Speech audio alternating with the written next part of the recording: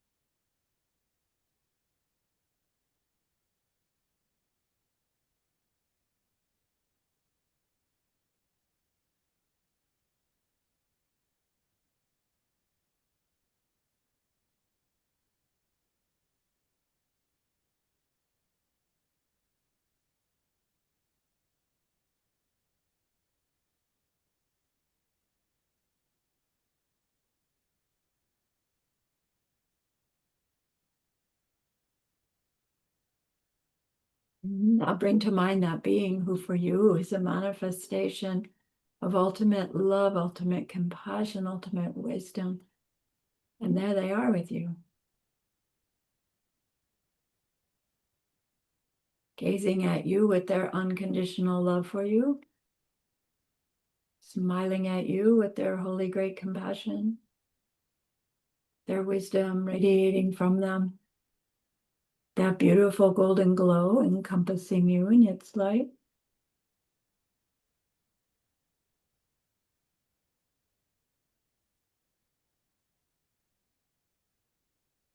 And then we hear them say, bring to mind someone you know who's hurting in some way.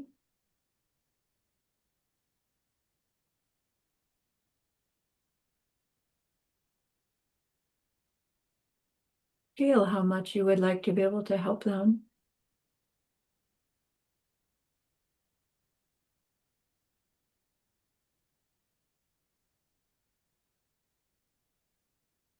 Recognize how the worldly ways we try fall short.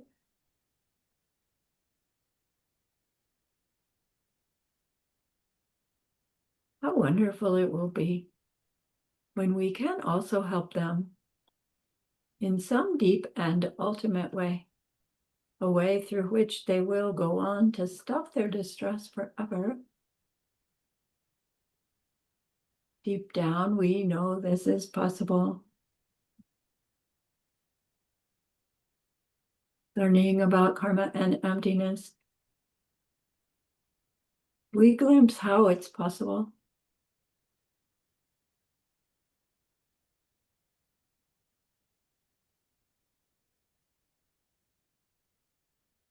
And so I invite you to grow that wish into a longing.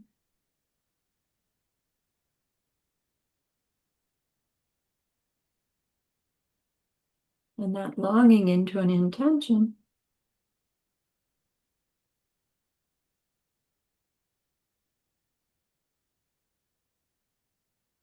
And with that intention, turn your mind back to the precious holy being. We know that they know what we need to know, what we need to learn yet, what we need to do yet to become one who can help this other in this deep and ultimate way. And so we ask them, please teach us that.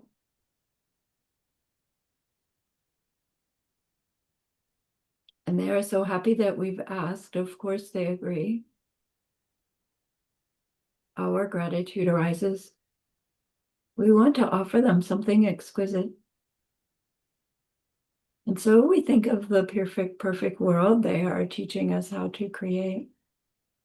We imagine we can hold it in our hands, and we offer it to them,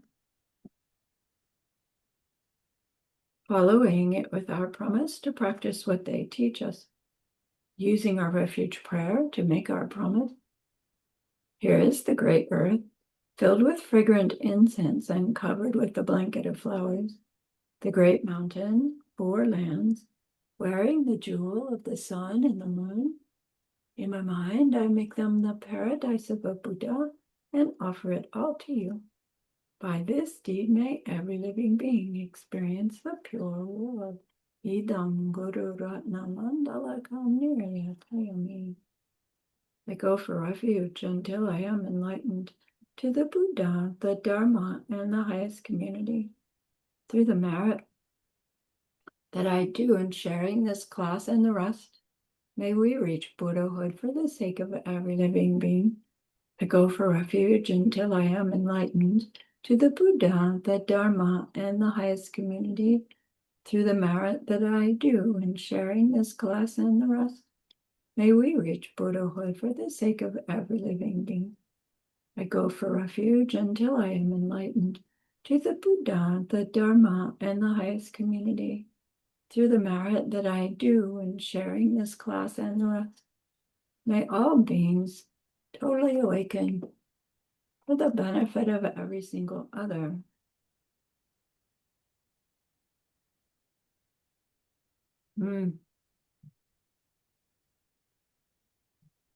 So last class, we focused on the qualities of the Lama. We focused on the power of having a relationship with a spiritual guide that we've devoted ourselves to, and we studied their qualities that we're looking for in them. And Geshe-la pointed out to us that our ignorant tendency would be to think that those qualities of a Lama that we're looking for are qualities that person, right, would have. They would be theirs. They would be in them, right? It would make them up. It would be their identity. Those qualities are in them, from them. And we go looking for the person who has as many of them as we can find. And then because they have those qualities, they themselves have those qualities. Oh, they're the one for me. And of course, if we're thinking that that's where those qualities come from, we have it wrong. And I don't know, it'll be hard to get off to a good start in our relationship with that teacher if we're not really understanding where those good qualities actually come from. So it's almost like you have to have the wisdom. You have to have the wisdom that the teacher is going to teach you in order to get the teacher to teach you that wisdom. And it's like, well, how does this really work? But the important piece is to understand that the qualities we see in that person, right, are reflections of our own past behavior in relation to teachers, and whatever qualities that person sees in themselves is a ripening of how their past relationship with their teacher went, right? How they treated their teachers in the past. So for us to see a being that we call, right, holy being, it's a ripening of our goodness, our past goodness, right, from relationship with teachers, planted smaller. So maybe spiritual teachers, maybe plain old teachers, right? And so that says, okay, then how I interact with my teachers now helps me perpetuate the seeds to have a teacher-disciple relationship, and to turn that into a spiritual one, right, is additional goodness.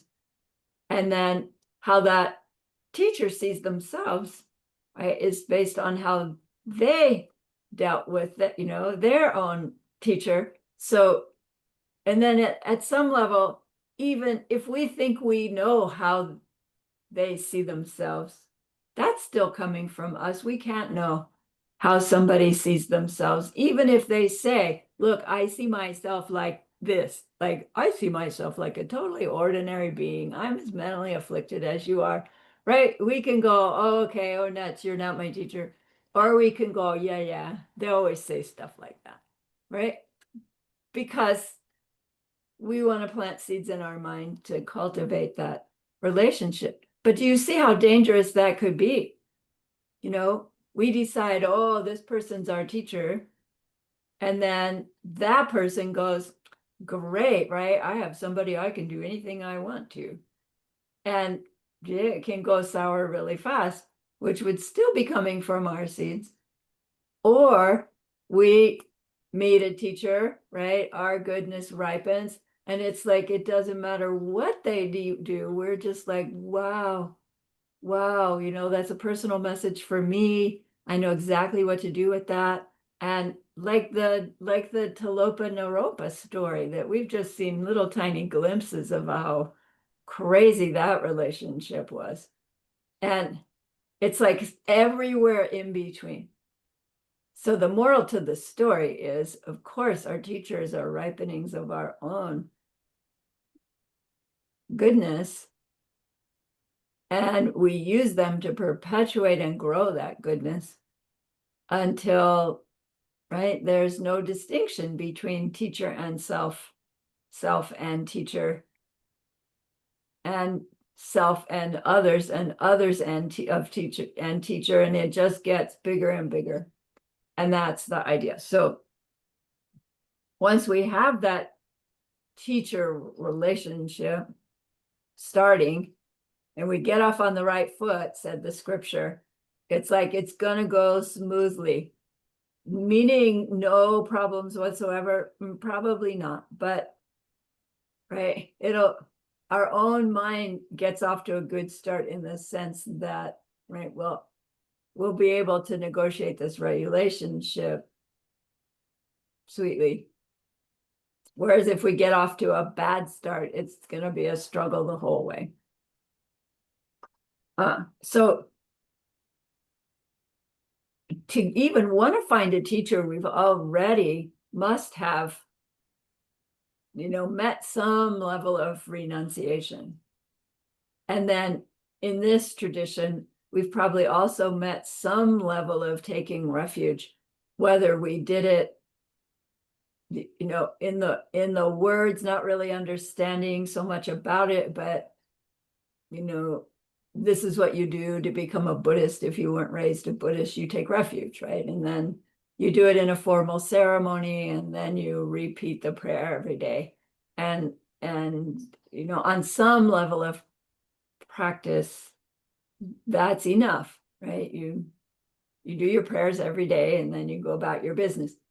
We're we're studying that system at a much deeper level, where we're understanding how the process works so that we can better utilize it to make this change in our suffering world. So we then take finding a teacher seriously. And even though they know we've already taken refuge, they will still go back and teach us about refuge. They'll teach us about renunciation. And I've found many times that, I think my renunciation is pretty strong. I gave up my career that I loved to go do that thing at Diamond Mountain that was hard, and then finished at Diamond Mountain, which I thought, oh, I'll be there until I die. And it's like, nope, time out, done with Diamond Mountain, time to go elsewhere. And then it's like, oh, this sweet community, I think I'll be here until I die. And then it's like, maybe not. And then it's each time it's like renunciation comes back around, right? A reason to share it with somebody else, which means got to look at it myself, Sarani, and see, what is it that I haven't yet renunciated?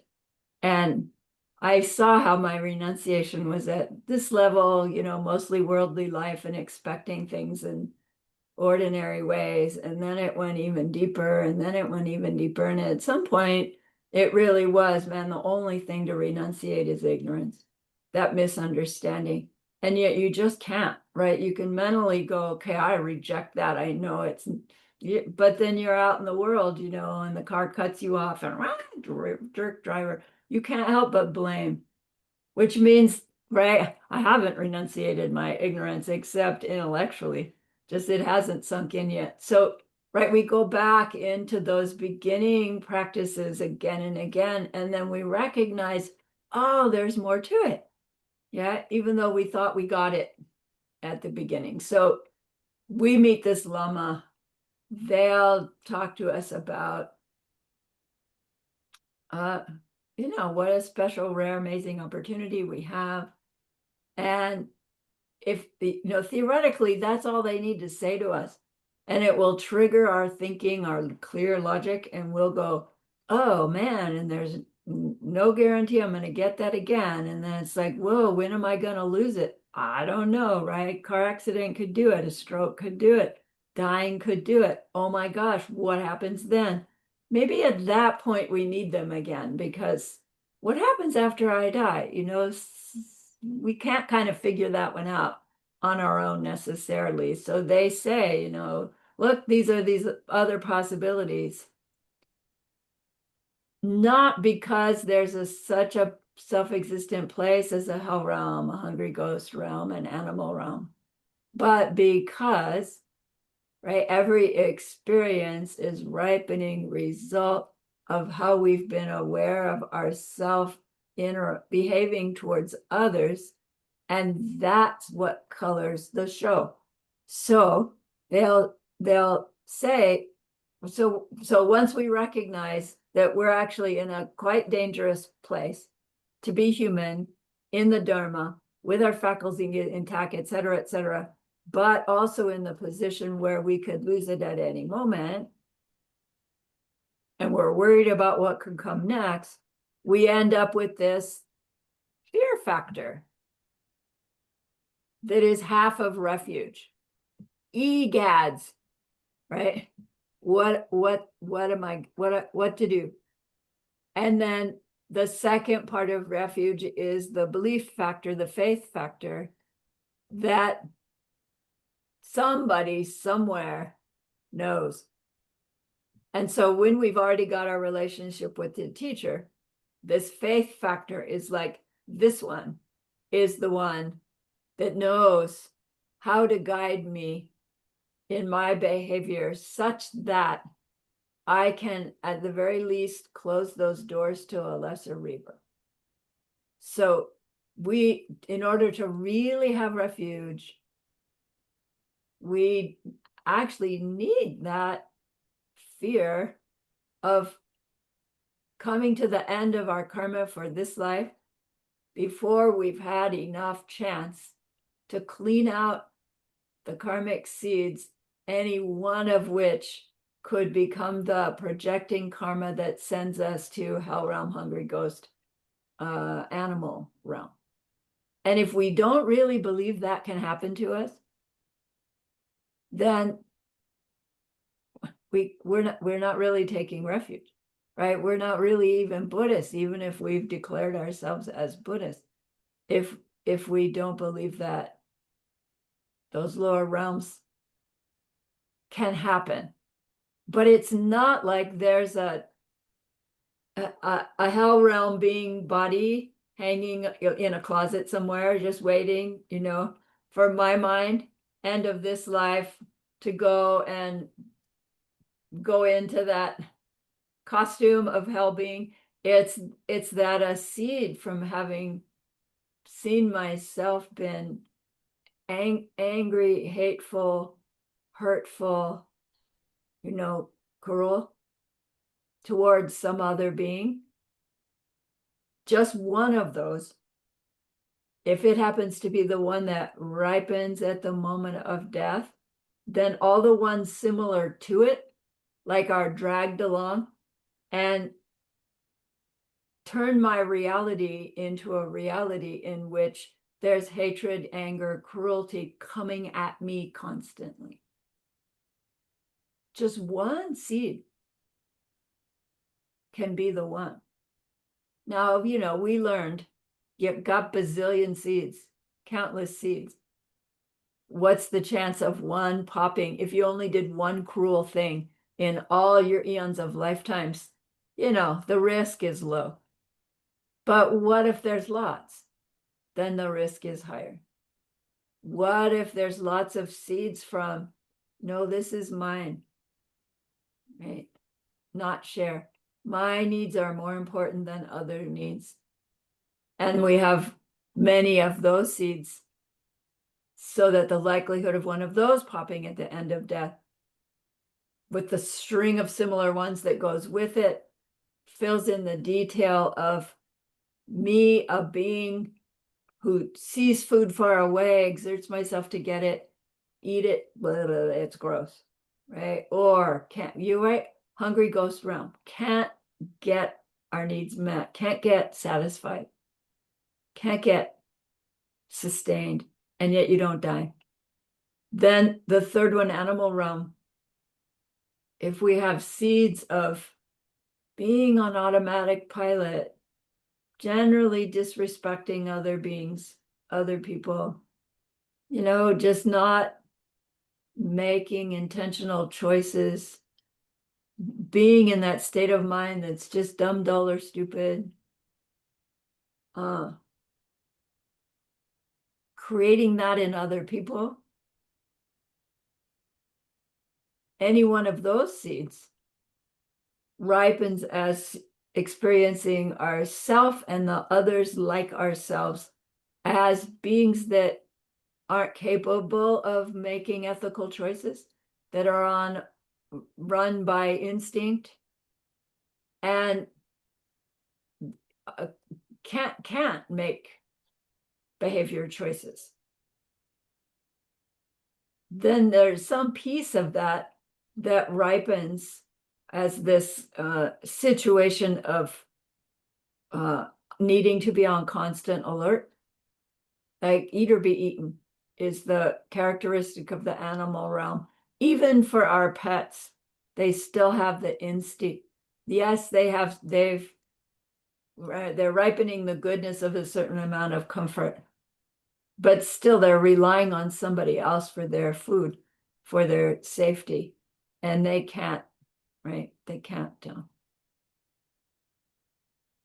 change that. So when we look, it's like, I really wasn't like can't say I wasn't like animal, right? On automatic pilot and dumb, dull, and stupid. I see that quality of mind. Not that I'm imposing it on others necessarily, but although I apologize for every moment I made you like just go bored to death, because those would be animal seeds for me. When I see those faces that are just like, that happens sometimes, so sorry. But you get the idea, right? So they in these early stages of our Buddhist career, there really is a lot of pointing out situations that they use the term, aren't you afraid? Doesn't that make you afraid? And it seems really weird. Why would you want to step into a tradition that's based on fear? It's like, didn't we reject that from our formal religious life before? It's like, don't do that, you'll go to hell. Like, come on. But it really is true. If we don't have this healthy concern that could be my future, then we're not going to have the power to choose our behavior differently with enough consistency, with enough strength to actually do it. So this motivation of renunciation that leads to fear is a good thing, a healthy thing, a healthy kind of fear. Fear and faith that now that I understand about the mental seed thing, oh my gosh, it's my behavior choices that is my refuge. And I couldn't in a bazillion years have figured it out myself. So I need to rely on this teacher. Thank you, teacher. Oh my gosh, right? So they really do say, don't move on from your refuge until you really recognize that you believe you could end up as a hell-being hungry ghost animal. because when that fear is strong enough, we will really act on our refuge prayer. We will really want to change our behavior, to really watch our behavior, because maybe we don't have big bad habits. Like I never was one to go and stomp on the ants just because I saw them. But you get those ants coming into the bathroom, right? The only way to stop them is to go pour poison down, right? And it's like, I have done that in the past. Now at least I sweep them up without hurting them and put them outside, but that's just as bad. Because like now they're separated from their home, and anyway, so it's hard, but we get more and more subtle at our recognition of what we still want to change about our behavior, right? Not because teacher said so, although that's good enough, right? In this relationship that we have with this Lama, when we have the understanding clear enough about our mental seeds, we really can say, just tell me what to do. But then we need to actually do what they say, right? If we're going to devote like that, then when they say, like all of a sudden they go, oh my gosh, go to the store and get me some bread, even though it's like in the middle of a terrible snowstorm. And we'd go, what do you need bread for right now? Can it wait until tomorrow? And it's like, sorry, that's not I'll just tell me what to do, right? We're still like trying to figure it out. And it's fine to have the relationship with the teacher. It's like, please teach me how to know what to do. And then our job is to listen for teachings. And then they're not gonna say all of a sudden, oh, go get a loaf of bread right in the middle of a snowstorm. Right? They're not gonna give us that instruction. Not that they're waiting to see, but spontaneously, the way we ripen, right? What we bring to the party is what we're going to get back from them. And it works to just purely devote. And it works to say, you've taught me how to think and how to make decisions, and that's what I will do. Right? And then we've heard those teachings where the Lama says to two students are there, and Lama says, our center needs money. I know that bank has a whole bunch of money in its vault. Why don't you go rob the bank, right? And we can get the money for this really virtuous project that we need. And you see, it'll be a good thing because we're going to use that money for this stupa.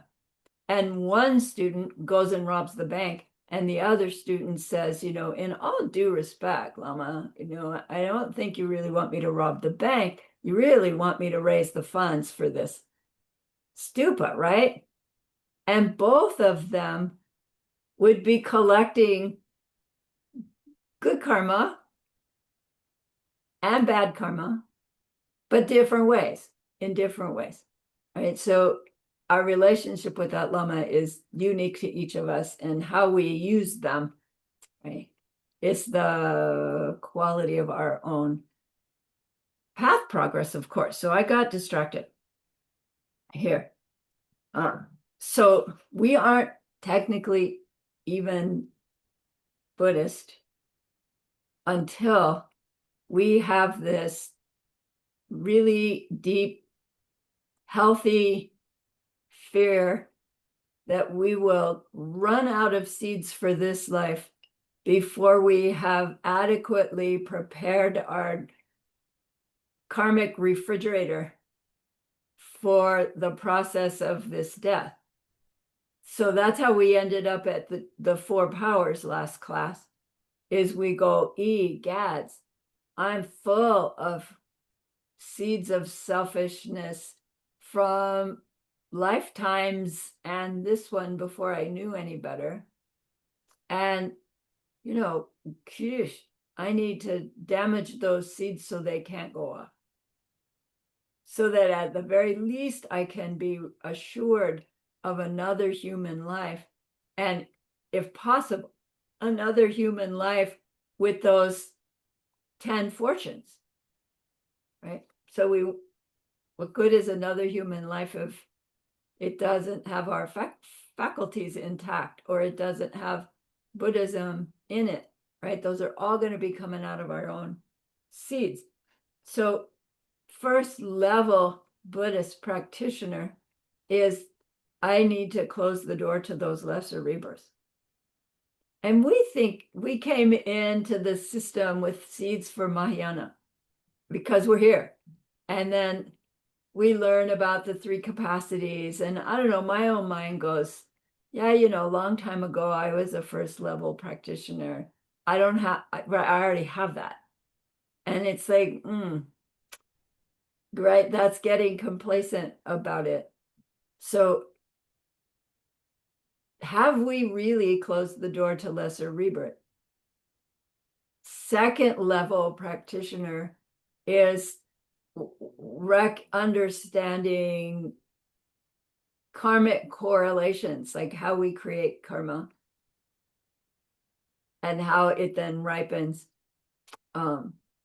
so clearly that we see we can in fact purify and make goodness such that we can reach the place where there's no more seeds for mentally afflicted reactions to anything that happens, right? That we can reach nirvana, freedom from our own mental afflictions forever, reaching that state where they say, gotten out of samsara. At the second level practitioner, we want to stop our own suffering. We see where it comes from. We understand. We apply ourselves to our behavior change. We are avoiding harming others, which is what our practices to close the door to lesser rebirth focuses on. And we're gathering enough goodness to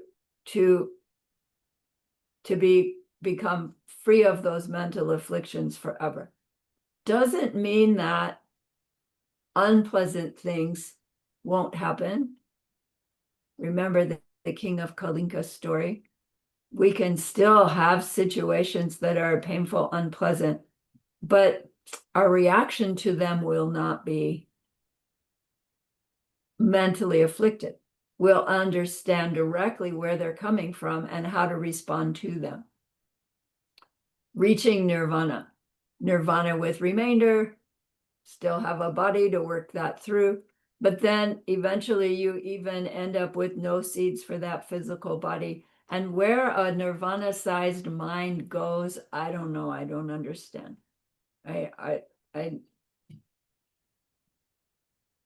But we can reach that state of no mental afflictions ourselves. Second level practitioner cranks up the juice on their avoiding harming others and gathers the goodness to ripen the seeds for nirvana. It was based on wanting to close the door to lesser rebirth. So it's not like, even though we stepped right into Mahayana in this life, that we hadn't at some point in previous lives worked hard on closing the door to lesser rebirth and worked hard on seeds for clearing out our mental afflictions. But we had something good about us that ripened, whoa, if this is true for me, it's true for everybody, right? And we turn our renunciation on to others. And now our practice to close the door to lesser rebirth, our practice is to stop all mental afflictions, is being done so that everybody can do the same. And that means our practices are the same, but the state of mind with which we are doing them is different. And it's so different that that state of mind is called an alchemical elixir, right? Alchemy means you mix some factors, and then you use this new mixture to take some ordinary thing like steel, and you put this stuff on it, and you say some mantras over it, and the steel turns to gold. And now it's valuable, and you can go and buy things with it. And right, this alchemical elixir transforms ordinary into precious, valuable stuff. Nagarjuna got good at it and then got in trouble for it. You remember this story? So this state of mind of renunciation turned on others is this alchemical elixir that turns our practices to close the door to lesser rebirth, avoiding harming others, and our practices to stop all our mental afflictions, which is growing our goodness, our moral discipline, helping people, actually become the seeds for our total Buddhahood, not simply nirvana. We do reach nirvana, but that's not our highest goal. So this state of mind, this alchemical elixir, what I'm talking about, you recognize, is what we call bodhicitta. And the bodhicitta has those two factors. I want to reach my total enlightenment so that I can help all sentient beings. But really, it started with wanting to help all sentient beings. Well, no, it didn't really start with that. It started with wanting to help me get out of my suffering. And then I met a teacher who explained the system. And then we recognized that, oh, if that system is true for me, it's true for everybody. And so I see that everybody's suffering is as mistaken as mine. And if I can stop mine, maybe I can help them stop theirs. Do you see how it grows? It's like it has to start with concern for our own suffering. And then as we become more and more understanding, it turns on to others. So our bodhicitta might start with, oh man, everybody's suffering is so much worse than mine. Like, I want them to reach that realization that it's a mistake and unnecessary and they can change it. But then we realize what we see in them is coming from us. And it's like, oh my gosh, I need to change my seeds. Right? So this bodhicitta, it can be, I want to help everybody get enlightened. And to do so, I have to get enlightened. Or it can come from I want to get enlightened. And in order to become enlightened, I need to have the wish to help everybody get enlightened. Either way, we color our mind with bodhicitta, and then anything we do is colored with bodhicitta as we're planting that seed. So this alchemical elixir of, I want to reach my total Buddhahood for the sake of all sentient beings, changes any ordinary behavior into a cause for our enlightenment. And then, well, what, all ordinary behavior? Like, you could take that to the debate ground. So I could kill somebody with bodhicitta and it will be a cause for my enlightenment. And remember the captain of the ship story, what it means to kill somebody with bodhicitta. It isn't, hey, I'm going to kill that ant because I'm going to reach total enlightenment by doing it. Sure, maybe so, but you're going to get killed many, many, many times on your way to getting there. Is that what you want? Right? Would that be a good result? Maybe not. Right? So we can't use it to fool ourselves into doing anything we want, which is why it's so extraordinary that we're so well trained. That I can say these words to you, and I know you won't go off and say, so Ronnie said I can do anything I want as long as I say bodhicitta, right? Say bodhicitta and rob the bank. No, I didn't say that. Right? Unless you want to, have the results of robbing a bank, which you will still get, even though we were saying bodhicitta. Even if we really had bodhicitta in our mind, that student who goes and robs the bank gets the goodness of having the money to give to the project, but gets the badness of being stolen from for eons. If they're willing to take that on, then fine, go rob the bank. It really is true that none of those non-virtues have anything in them from them that's good or bad. We've learned that, which is why we avoid them like the plague. Okay, so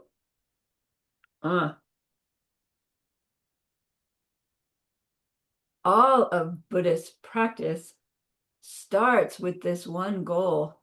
I need to close the door to lesser rebirth. And it's built upon that.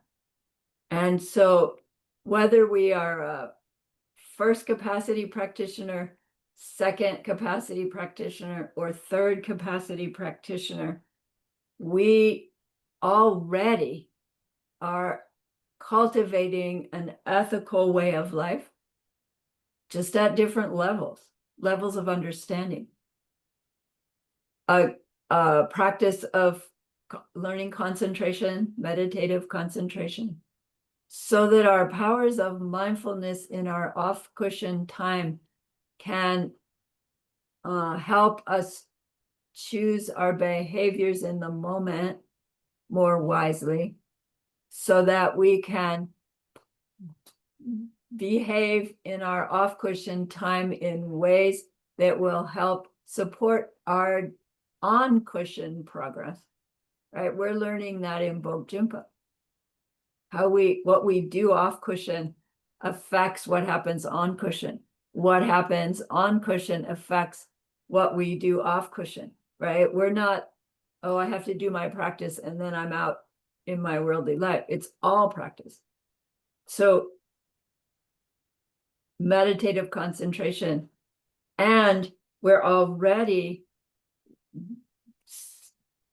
working with the extraordinary training of wisdom also. We're learning, we're studying, we're contemplating, we're meditating, we're trying to use what we learn, right? Using our concentration to use what we learn to affect our behavior choices. So those three are all interwoven. And it takes practice in these three then to arrive at those 5 paths of spiritual progress for any capacity practitioner. So we know the 5 paths. Let me make sure I haven't missed anything. We know the 5 paths: the path of accumulation, the path of preparation, the path of seeing, path of habituation, and the path of no more learning, which each of those paths really means a realization, right? Something that has become true for us. And on the way to the experience of the realization, we are learning things, doing things, right? Changing.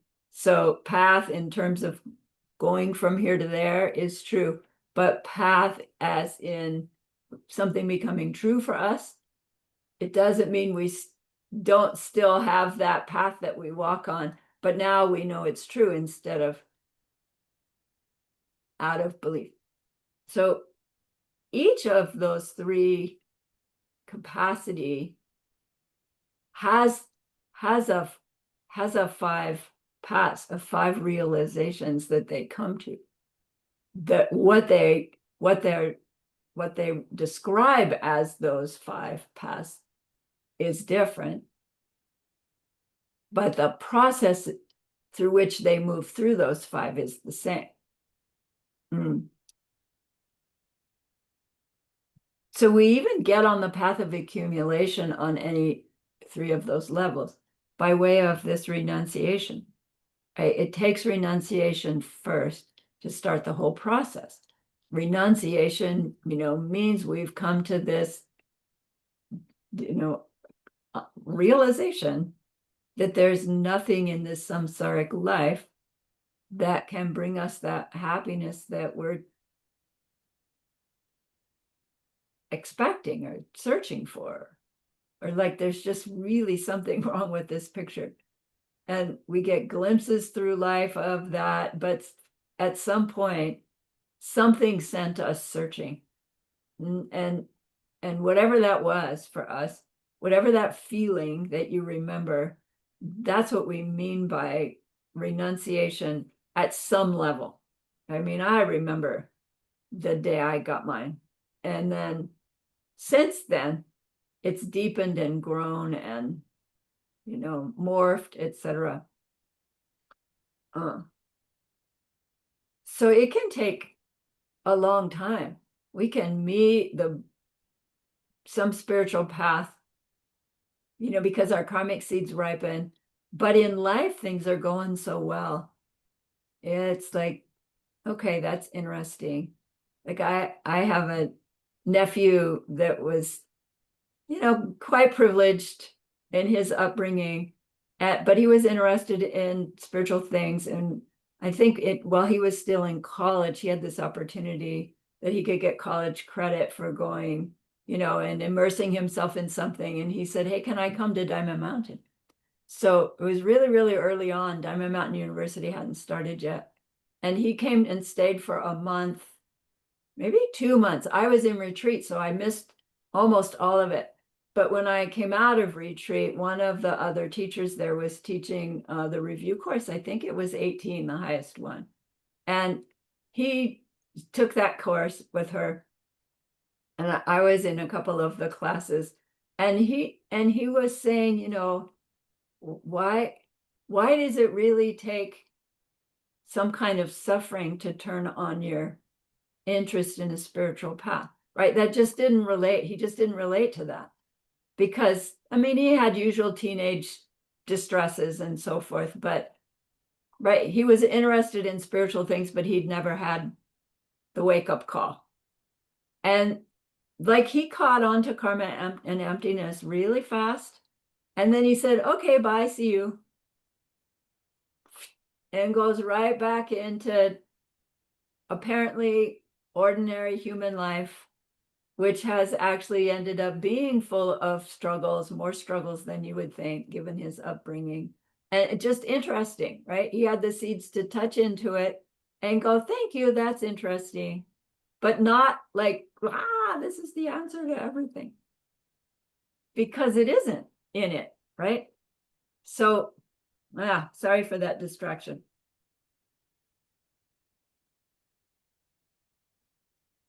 Renunciation is painful, and it takes a long time to really get. And once we get it, and then we look back later, it's like, oh man, that's the best thing that ever happened to me. The worst thing is the best thing. And it's really a beautiful state of mind. So the accumulation in the path of accumulation, as we know, is accumulation with enough understanding that nothing can go right here, that we go searching for an answer to why that's true. And then when we meet something that seems to be the answer, we step into the path of preparation where we learn about it, right? We study, we take teachings, we hear about it, we question, we debate, we contemplate, we meditate, we really work with the principles. And maybe we meet a tradition where we learn, and it's like, well, like I met Theosophy first, and it's like, wow, I learned so much. And then through it, I met the Mahayana Buddhism.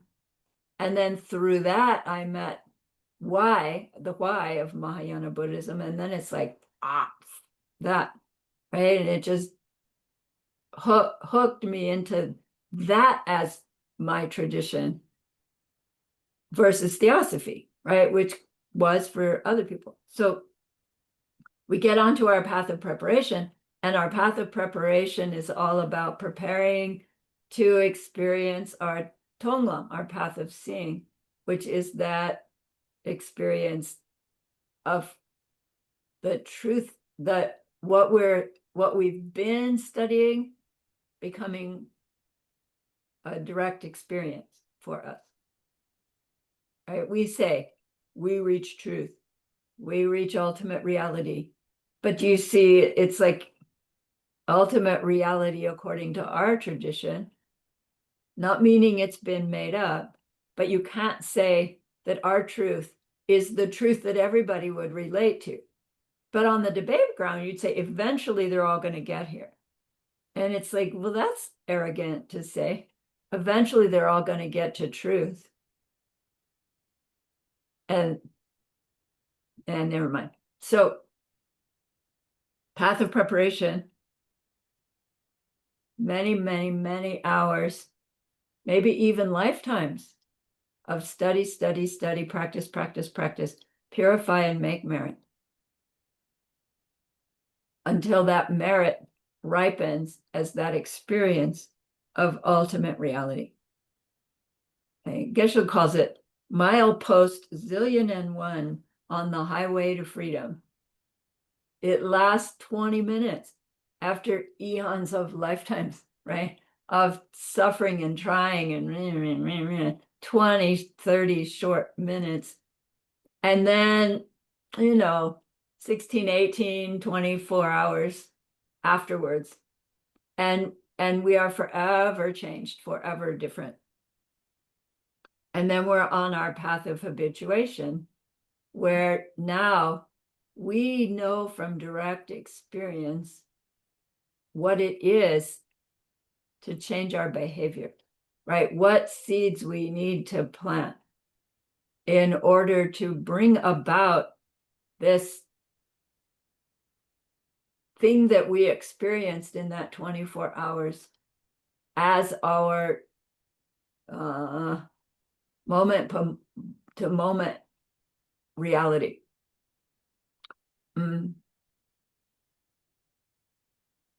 Path of habituation time frame is variable, okay, according to the practitioner.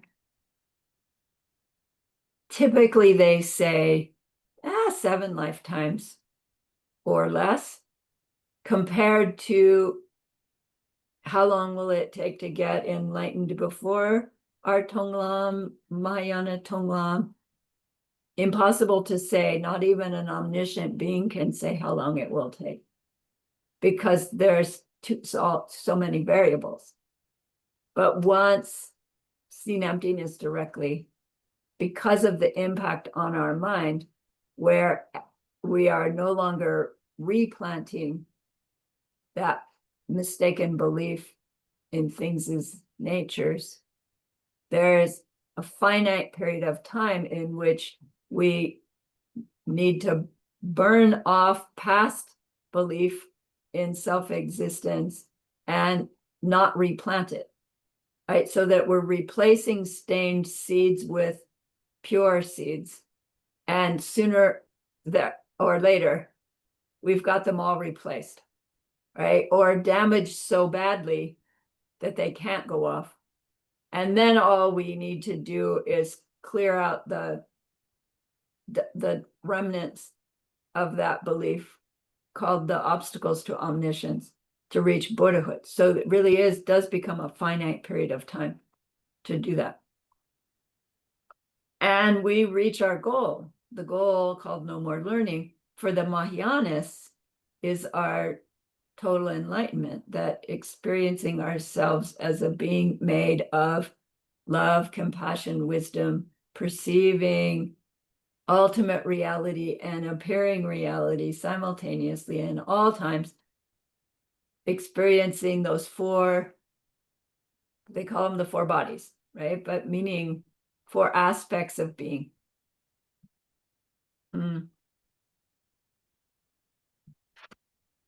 So So there's a point on, oh, it's, sorry, break time. Let's take our break.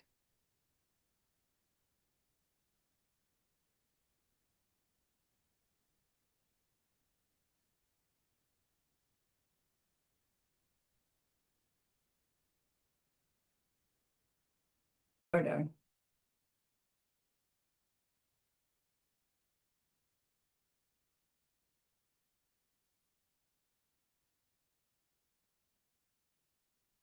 So Geshe gave us this clue about why it is that bodhicitta is this alchemical elixir. And he said, consider that you do some kind of kindness for your own benefit. Like you do something nice, but you really intended it, right, because it feels good, or because I need to accomplish this, so I will do it. Like one seed, no, never one seed, one series of seeds, one kind of seed planted for one person's benefit, right? We understand about that. Now, think about all the people that live in your city, just human people. And think specifically, they're all doing something. Some are driving, some are at work, some are home from work, right? All the different things that they're doing. And we recognize that as far as I can tell, they all have the states of mind that what they're doing in the moment brings what comes next. And they're all in search of happiness, and they're all expecting happiness to come to them in a certain way. And, we recognize, gosh, I don't know for sure, but it doesn't appear that there's very many of them that understand the actual process. So in their effort to find happiness, they're just pounding their big toe with a hammer, right? As I still do, and I did for many lifetimes. Now I understand. Oh my gosh. Now, as I'm thinking about their suffering, and I'm doing this kindness for just one of them, I'm doing it because I care about all those that don't understand. Yes, I'm going to get the benefit, but my motivation is on behalf of all these others, even as I'm interacting with just this one. What's happening to this seed? Right? Before it was one-on-one for my benefit, even one-on-one for their benefit. The seed is planted in a certain way. Now the action is one-on-one, but the state of mind is so that, I can help all those beings in that ultimate way eventually. The deed is the same, but can you feel the difference in the seed planted? On behalf of, I don't know, there's 1 million people in Tucson Valley now. On behalf of 1 million people, I take flowers to my friend. Or I take flowers to my friend with bodhicitta in mind. The flowers to the friend seed is the same, but it's not the same when it's colored with bodhicitta on behalf of the end of everybody's suffering. Same deed. Because of the power of the seed, because of the power of the state of mind. So include all the animals in your area, include all the unseen beings in your area, include all of them in your country, include all of them in the world, include all of them in the 1,000 of 1,000 of 1,000 planets, right? Do you see how the seed gets bigger and bigger and bigger as our concept of what we mean by all sentient beings gets bigger and bigger and bigger? Same deed done, different seed planted, because of the state of mind with which we do it. The two bignesses, remember we learned that. I want to reach my total Buddhahood, that ultimate state of being, because or so that all beings can reach that too, or at least all beings can reach the end of their suffering. All meaning such a big number, right, that we can't even give it a name. So that wish to reach total enlightenment for the sake of all sentient beings, that wish to help all beings end all of their suffering forever, and to do that, I need to become enlightened, held in mind as we're brushing our teeth, makes brushing our teeth a cause for our Buddhahood. Remember that from like Course 2. Any deed done with bodhicitta becomes a cause for my enlightenment. So then how much do we have to have it in our mind? 100% single point of focus as I'm doing the dishes. I'm doing the dishes to become a Buddha for the sake of all sentient beings. Like I do the dishes and an hour later, it's like, oh, I did the dishes for the benefit. The more the better. Any fleeting instant is better than not at all. Like, how much do I have to have bodhicitta on my mind to become a Buddha? You'll know when you reach Buddhahood, that much. So we just keep trying and doing and learning, and our ability to have bodhicitta in our mind all day is a karmic goodness ripening. So we really can't like make it out of willpower. We create it out of karmic kindness, goodness. And we grow that goodness by avoiding harming others, looking for ways to behave according to the 10 virtues instead of the 10 non-virtues, keeping our vows, right? Dedicating, having our intention. So maybe our first intention is to be able to grow the intention, our bodhicitta intention, and then to grow it into coloring our mind, like coloring our state of heart all the time. Like once we've got it colored, do you still have to have the words going in your head?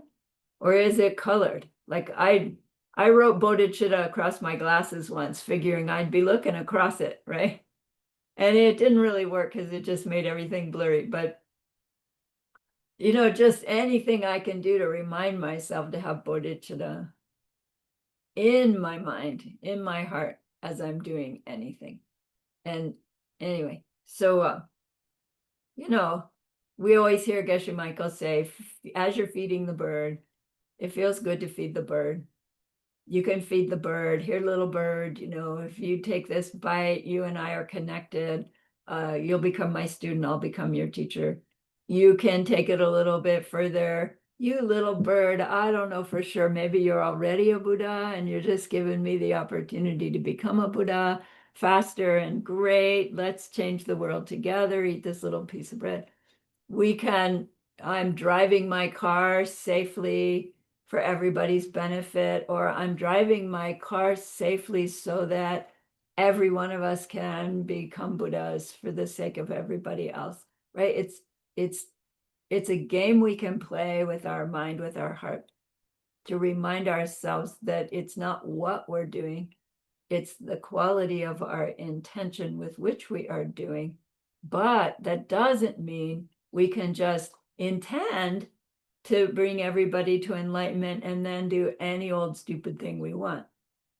Because the any old stupid thing is going to still come back to us as somebody else doing any old stupid thing to us with bodhicitta in their heart, and that'll still be painful, right? So our bodhicitta is supposed to inspire more and more kindness, more and more avoiding harming in more and more subtle ways, rather than using our so-called bodhicitta to let ourselves be more and more selfish. It's a danger.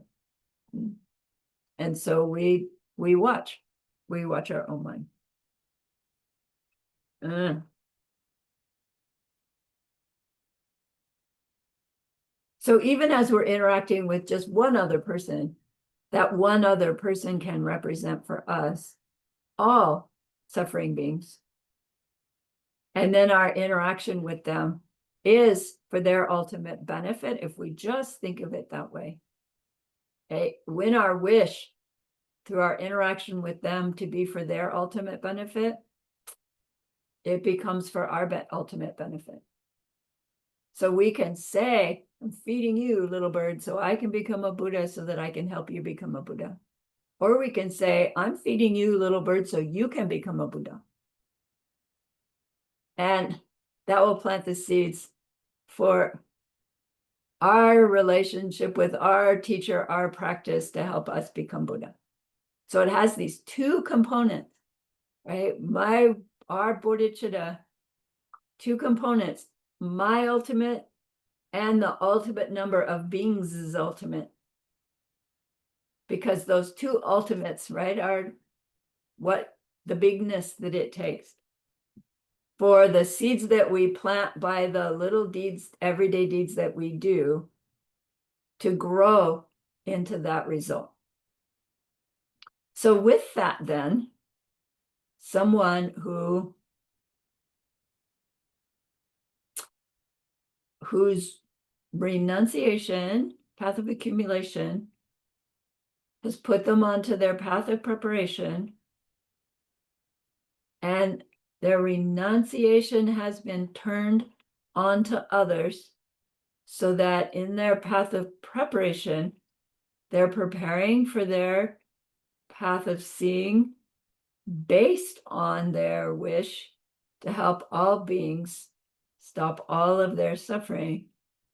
Then when those goodness seeds ripen into the experience of our Tonglam, our direct experience of ultimate reality, we will go into that with a mind imbued with bodhicitta, which has an additional influence on our mind of that direct experience of emptiness when we come out of that direct perception of emptiness.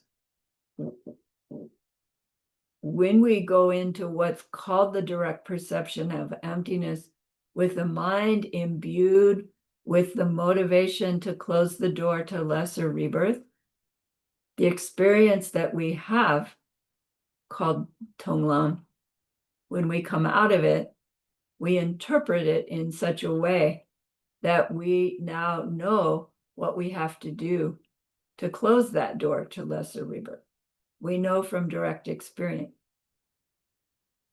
And we're on our path of habituation to close the door to lesser rebirth. Same for nirvana. If we go into our Tonglam with a mind imbued with wanting to reach nirvana, we come out of Tonglam with the impact of that experience such that we now know what we need to do to reach our own nirvana. Do you see? If we go into our direct perception with a mind imbued with all beings, total Buddhahood, my total Buddhahood, the connection between those two, that experience of Tonglam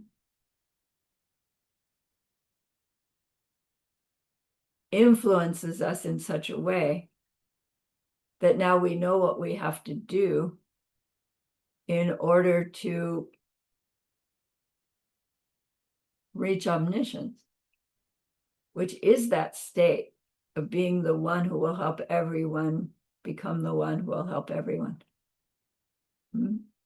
So seeing emptiness directly doesn't automatically put us onto the Mahayana path. We need to go into it with the aspiration of the Mahayana, the bodhicitta, in order for our direct perception of emptiness to even be a cause for our Buddhahood. Right? The alchemical elixir even changes direct perception of emptiness into the cause for Buddhahood. Otherwise, it would be a cause for nirvana, or it would be cause for closing door to lesser rebirth. Do you see? There's nothing in the direct perception of emptiness itself that makes us into Buddha. It's hard. It's hard to understand. So coming out of our direct perception of emptiness with bodhicitta in our heart, we come out and we have that experience also of the bodhicitta, the actual bodhicitta, right? The clear light flowing out of our heart. We see the face of every being. Geshe-la describes it, and we love them. And coming out further, we have these direct experiences, some still in meditation, some off cushion meditation, that come to be called the four Arya truths. Excuse me. Now I have a vocabulary to share here.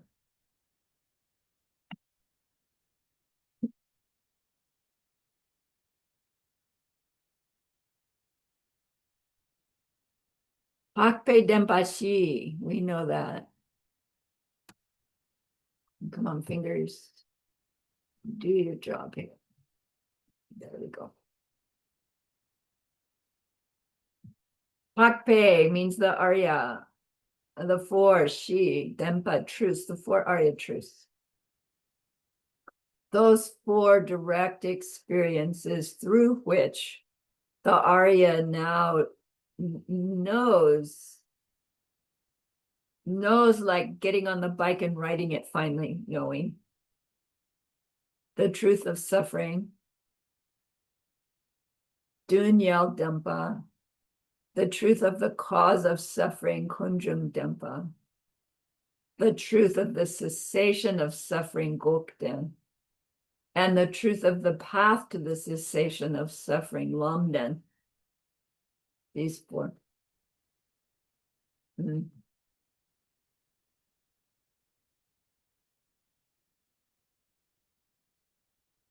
So they say that the way we understand the four, we understand them intellectually in a certain order, like they, right, this first, that next, that next, that next. But Geshe-la says that the way they happen is in a different order. And technically the way they happen is circular. So you can't really say there's a first one, a second one, right? There, wherever you enter into looking at them, then that's going to be the first one. When we intellectually learn them, we learn them in this order: the truth of suffering, the truth of its cause, the truth of the end of it, and how to bring that about, the end of it. But he says the way the four Arya truths are happening is that one understands that every suffering comes from a cause, and that every suffering then also becomes a cause for future suffering. It's one thing to understand that all suffering has a cause. It's another to understand that suffering itself is a cause of more suffering.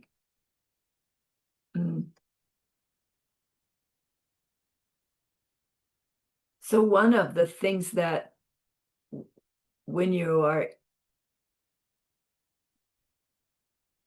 out of the direct perception of emptiness, but still in meditation, right? You got into the direct perception of emptiness because you saw that, oh my gosh, everything is seeds ripening, right, in my mind, to make the identity out of information.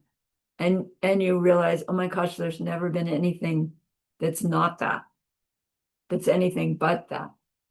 And you get pushed because of your ability to go into shamatha level meditation. You take your review of your what you just saw happen with the pot on the stove, for instance, and you analyze and then you get pushed into the direct perception of the no self nature of self. Right? That's true about the pot on the stove. It's true about everything I've ever experienced. Wait a minute, that's true about me. And then, like water poured into water, then those seeds shift and you come out. And like one of those first realizations is, oh my gosh, every seed I've ever planted has been stained with this mistake. And so every seed that's ever ripened, being stained with that mistake is a suffering.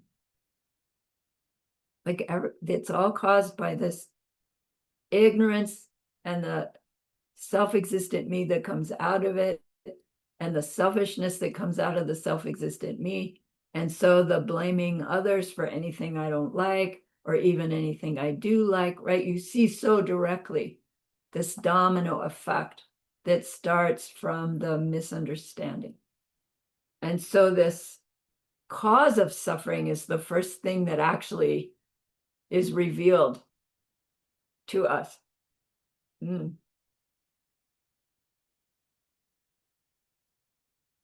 And so then you recognize that, well, for anything, if you stop the causes, you stop the experience, you stop, right? The result. You can't have a result if you'd never made the cause to begin with. And then you realize that, oh my gosh, during that direct perception of emptiness, whatever that experience was, for the first time ever, you realize you were free of the mistake, free of that deep cause of suffering. You experienced being free of it. You experienced being no cause for suffering. So you know it's possible because you just did it. Now you can only remember it. You can't go back into it. But you've directly experienced the fact that if you have no cause for suffering, ripening, you can't have suffering.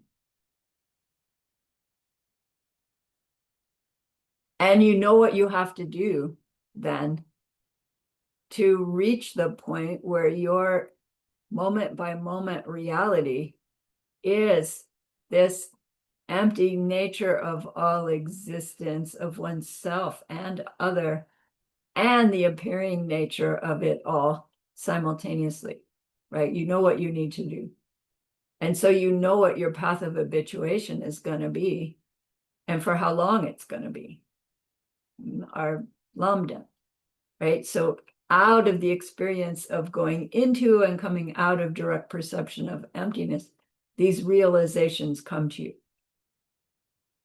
But then when you try to describe it to someone else, right, you would start with saying, look, this whole process started with recognizing the fact that everything is suffering. And you might say, look, and I really didn't believe it until I got into and out of the direct perception colored with bodhicitta before I actually recognized, oh my gosh, it has all been suffering and nothing but.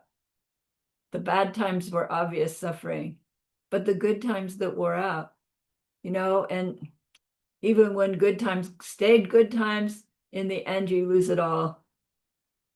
And it's all for naught, and you do it over again. Right? To really understand that from direct experience. So that Dunyo Dempa, the truth of suffering, is not that, oh, now I know it's true, but it's the fact of suffering. It's the truth of suffering is the fact that there's nothing but suffering in a world that's samsaric, a world that's created by misunderstanding is nothing but suffering. And it has two divisions. The division of the impure vessel in which we live, meaning our world, and the impure contents of that vessel, which means all the beings who live in it. So the truth of suffering is the fact that everything about our world, all the way it functions, all the non-material, no, sorry, all the material things of our world, they are all suffering and the causes of more suffering. And every being in that world, including myself, of course, is also the fact of suffering. Okay? Suffering in the moment, creating more suffering in how I try to stop my suffering. Like, it's really depressing, this truth of suffering. Not just, oh yeah, everything's suffering. It's like, the fact of my very effort to stop it is making more of it.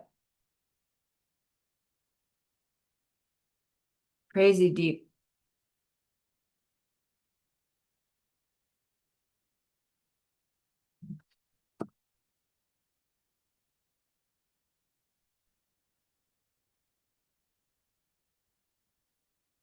Geshe-la asks, so do you think there's anything in our world not the truth of suffering?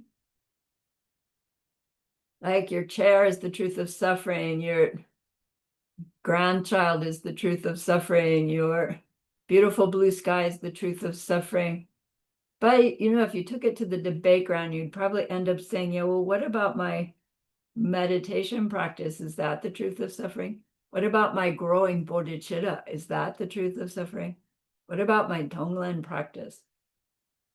And it's like, if I'm a samsaric being and I'm doing it, it must still be the truth of suffering, but it's what I do to change my seeds to help me stop being this mistaken, ignorant, selfish slob, so that I can help everybody awaken to the truth of suffering so they can stop causing it. Certainly, that's not the truth of suffering. But I don't know about you, I get disappointed with my practice. Like, this isn't changing fast enough. I'm not doing well enough. So if my reaction to something that's not a suffering is a suffering, where's that coming from? And I'm not going to give an answer, right? Because I don't know it. But it's a thing that we want to grapple with. We grapple with it because we're still thinking self-existently about it and about the truth of suffering. Is it true everything is suffering? From them, in them? No, right? It's not true. Is it real? Well, do you see where I'm going? Yes, it's true. Yes, it's valid. Is it correct? No. Valid, yes. Correct, no. Thank goodness. So part of the understanding of the truth of suffering is like, it's not necessary. It's all a big mistake. Oh, phew. The truth of the cause of suffering.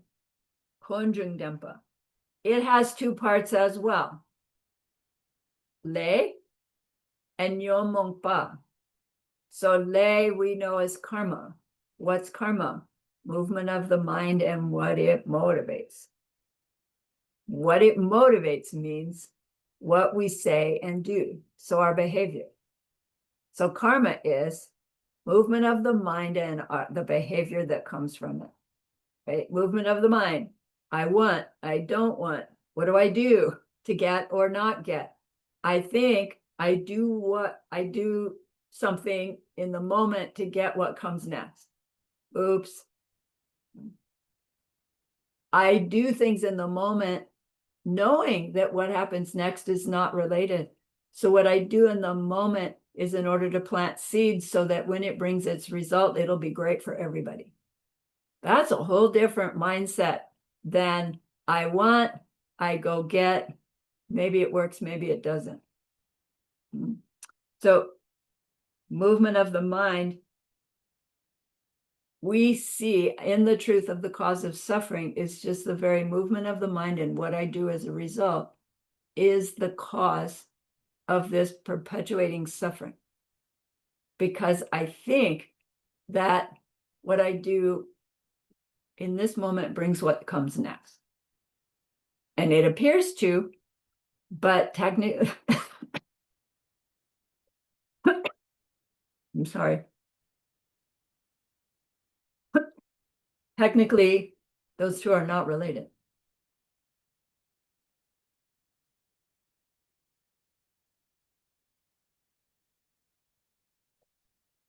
The second factor in the truth of the cause.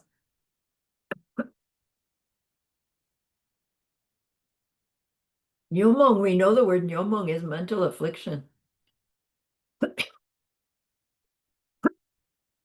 But nyomong pa means mentally afflicted things, meaning the things we get mentally afflicted about.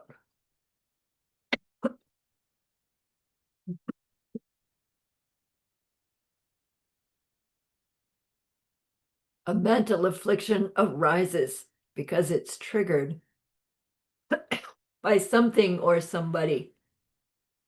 Right. Our perception, our ripening seeds are, I'm angry because the boss is yelling at me for something I didn't do. The Nyomo Pa, the cause of my suffering, is this thing happening that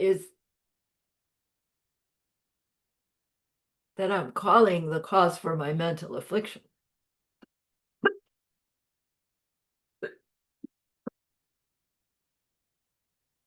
Is that yelling boss blaming me for what I didn't do?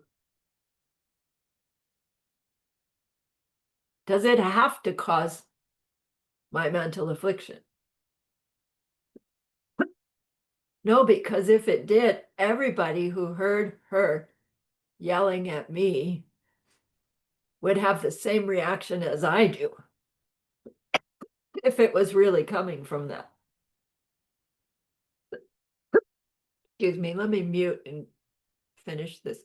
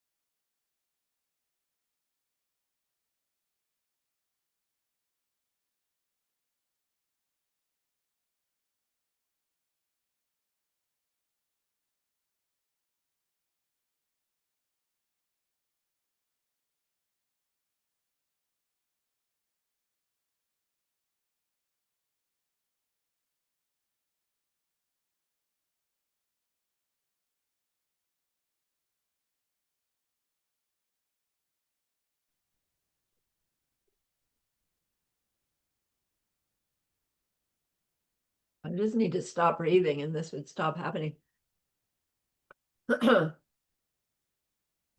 Yeah.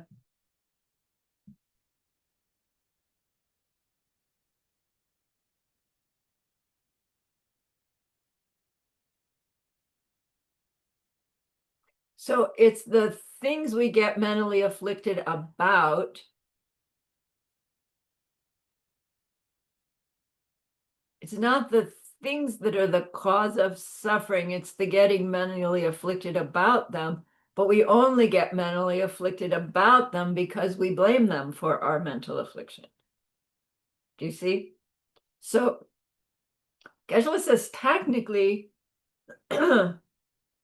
anything which is the truth of suffering is also the cause of suffering. because of how we blame it for either our pleasure or our pain.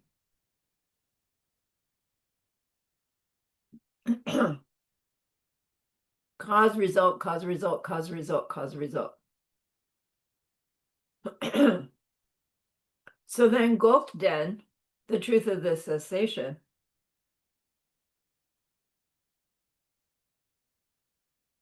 what we know coming out of our direct perception is that suffering stops when the causes for it stop. You can't get a result if we didn't plant the seed. And there are two things that need to be stopped. But really, it's not two things, it's one thing with two flavors. And it's called the gakcha, this really slippery word. The gakcha, the thing that emptiness is empty of. Well, that's clear as mud. The thing that we deny, that's also clear as mud. The gakcha, anything that it could exist independent of any other factor. That's so broad. Like, what is this thing, the gakcha? A self-existent thing. A thing that could exist independent of any other factor would be a thing that has its identity and qualities in it, from it, not dependent on anything else in any way. Which, if you think about that, could there be such a thing that we could experience that is in it, from it, independent of our experience of it? Do you see how like absurd it is to even say?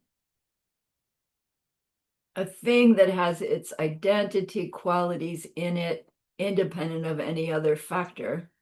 Could we even perceive it? Like, if we could perceive it, it would determine how we perceived it. But then that means it's somehow being influenced by me being there to perceive it, that it says, you must perceive me like this. Like, that can't happen. So this idea of a self-existent thing, a thing with its own identity, is just so stupidly impossible. But we just don't get that until we've directly experienced how this pen, right, is not a pen out here. It's my seeds ripening onto information that makes it this pen for me and this pen for you. And none of us ever perceive an object in the same way. And technically, none of us ever perceive the apparently same object in the same way 2 moments in a row. Here's the pen again. You've seen it for a second time. Here's it again.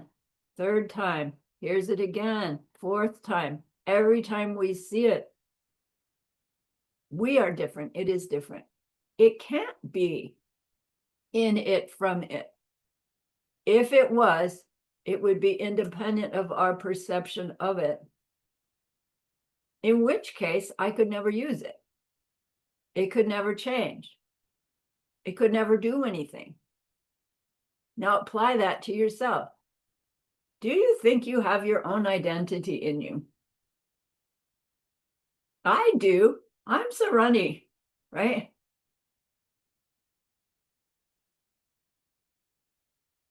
If I really were Sarani, in me, radiating out from me, everybody would have to know me the same. And nobody knows me like I know me. And that hurts my feelings, right? I want people to know me. But you see, when we turn the pen thing onto our own self, it gets more slippery. Am I really different moment by moment by moment? Well, then who do I relate to? But at the same token, if I'm really different moment by moment by moment, who is it I'm so trying to protect? Right? Who is it that's unsafe? Who is it that needs to be prideful or, right? But then that's dangerous. It's okay, I relate to this changing me. Well, then it doesn't matter if I walk out in front of the truck. But it does matter. So this gotcha, it has two versions of it, two directions to work with it. There's the gotcha that is stopped by way of the path of seeing, and there's the gotcha that's stopped by way of middle way reasoning, meaning by logic. But logic as taught by the middle way, which the process of logic isn't different, but what we're turning our logic onto is a bit different. Logic according to the middle way. The gotcha, which is stopped by logic, of course, happens before we reach the gotcha that's stopped by the path of seeing. The gotcha that's stopped by the path of seeing, due to that direct experience of the lack of self-existence, self-identities of any existing thing, including oneself. We come out of that having destroyed the belief in something's own identity. So we have these beliefs that I have my own identity, whatever it is. And every other that I experience has an identity in it. We don't think they're self-existent, independent of any other factor. We know we're all interconnected. But we still think a pen's a pen, a horse is a horse, a tree is a tree, Kongli is Kongli, Pia is Pia, right? Something unique in each thing that identifies it as it. That deep belief that things have their own identities and at the same time are influenced by other things. After the direct perception of emptiness, that belief is gone. Were the self-existent things that the belief applied to ever there? Right? Was the pen that I believed to be self-existent ever there? Like, it's slippery how to answer that, right? The pen with its identity in it is not here, never was there. My belief that there's a pen with its identity in it is definitely here. What happens to the pen when my belief goes away, but it still appears to me as having its penness in it? Right? That's the state of mind of a new Arya. Still ripening the seeds for things having their own identities, but you no longer believe it. Right? It's hard to even imagine what that is like, what that would be like. Once the belief, which is was an existing thing, is gone by way of that direct experience, no amount of things appearing as self-existent can make you believe in their self-existence again. Once you've gotten on the bicycle and ridden it, Even if you never ride the bike again, nobody can ever tell you that's not what it's like to ride a bike, right? I did it, I know. Direct perception of emptiness, we come out, things look to become an addis, but we know they're not, right? We've heard it. They describe, we are living in the illusion, the misperception. So this belief that things have their own natures, that was an existing thing before our direct perception of emptiness. It colors our mind with every experience. That's how existing it is. But the things that it believes in, a self-existent boss that's blaming me for something else that can be the cause of my upset right now. My belief in that is what's making my upset, not the that, because the that in it from it isn't even there. Never is, never was. My belief, however, was, and my belief caused all of those mentally afflicted things. Right? My belief makes the boss be my mentally afflicted thing, my nyomongpa, my truth of the cause of suffering. So once that belief is gone, you can no longer plant seeds that has it in it. So our path of habituation is about, world looks like it's in it from it. I know it's not. I know how to respond, to just burn off those seeds and make merit, right? It's the path of the 6 perfections and more that we've already been learning to do. I'll get back to that.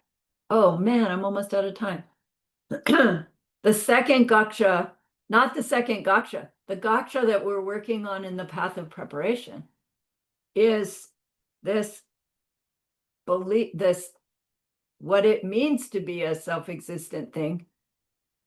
And we're using reasoning to show ourselves how impossible that is, so that we can come to the logical conclusion that that boss yelling at me, blaming me, cannot be the cause of my upset. It's really hard. It's like, you mean I would get upset like this if the bus driver handed me a free ticket? Like, technically, if my karmic seeds for getting angry at somebody were ripening right then, yes, right? Anything that happened would make me upset. Because it doesn't take anything to happen. If my seeds ripen to be upset, I'll be upset. I've had days like that. So this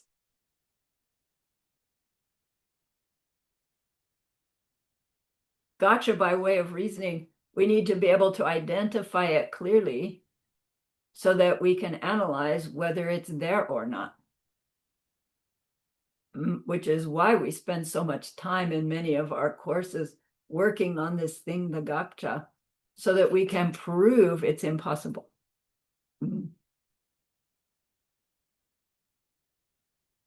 Once we prove it to ourselves that it's impossible by logic, we have the motivating factor that will help us choose our behavior more consistent with our wish to stop our own suffering and our wish to help all beings stop their suffering.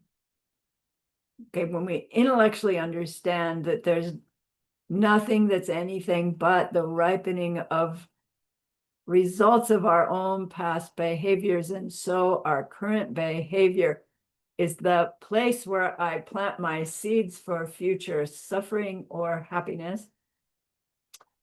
When we have that logically, we have enough motivation to say, okay, I'll avoid the 10 non-virtues. I'll practice the 10 virtues. I'll follow my bodhisattva vows.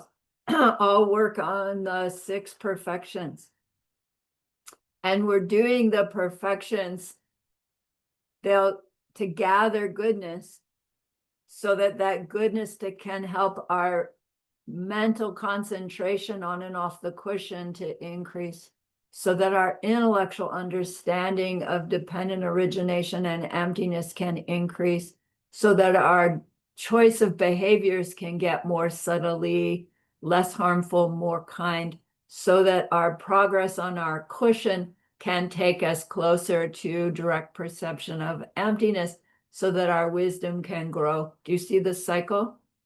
So we're already working with our giving, our moral discipline, our not getting angry, our joyous effort to grow our ability to reach deep shine, deep level of meditation, shamatha, to grow our wisdom, laktong, vipassana, to that direct perception. We come out of direct perception and we now do our perfection of giving now with this new state of mind, the real bodhicitta, from having seen emptiness directly and now no longer having the belief. So as we do our acts of giving, no longer with any belief in the object having its own nature, the subject having its own nature, or even the act of giving having its own nature. We are doing those 6 perfections as actual perfectionizers, where they are moving us towards our Buddhahood, whereas our 6 perfections that we were doing before our Tonglam were moving us towards our Tonglam, which is great. Right? And then we've already become accustomed to giving moral discipline. We do it now colored with this mind that now is free of the belief. Do you see? So these whole 5 paths lead one to the next.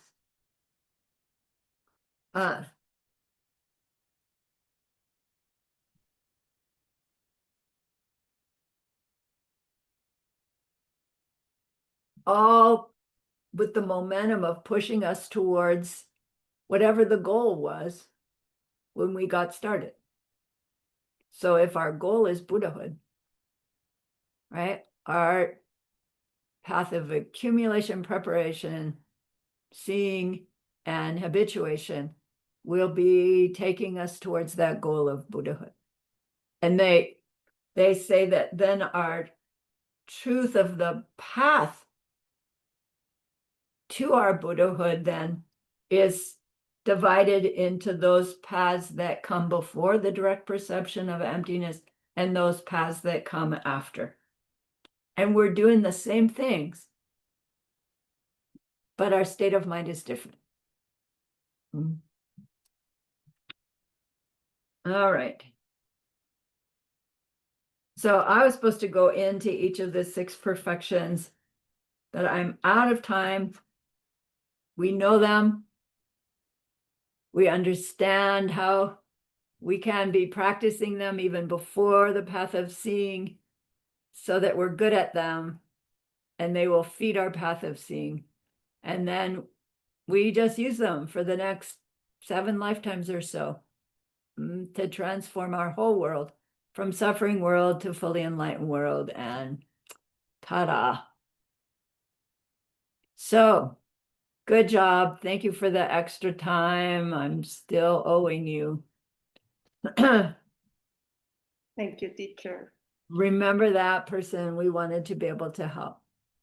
Not only have we finished course 9, we're halfway through our ACI courses. That's extraordinary also.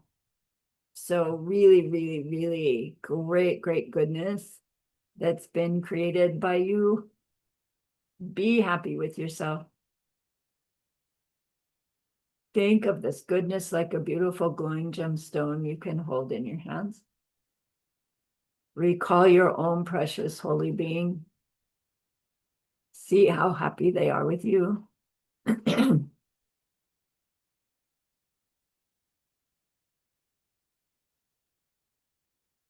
Feel your gratitude to them, your reliance upon them. Ask them to please stay close, to continue to guide you, help you, support you, inspire you. And then offer them this gemstone of goodness. See them accept it and bless it.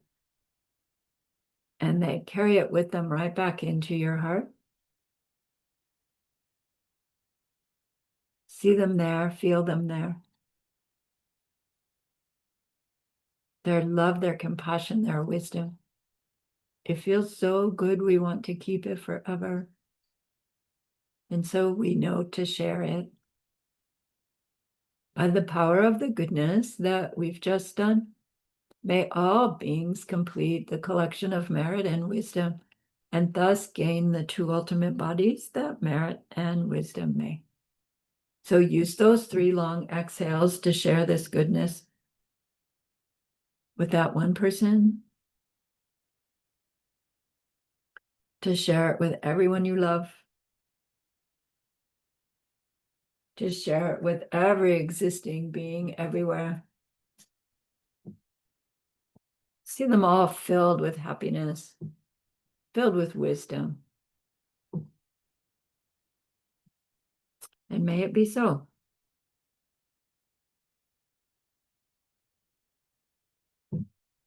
All right. Thank you so much for the opportunity. I look forward to review class. We'll have fun. Have a great week. Yeah, I'll see you Monday morning. Thank you. Okay. Can I ask a question after you turn the recording off? Okay. Recording off.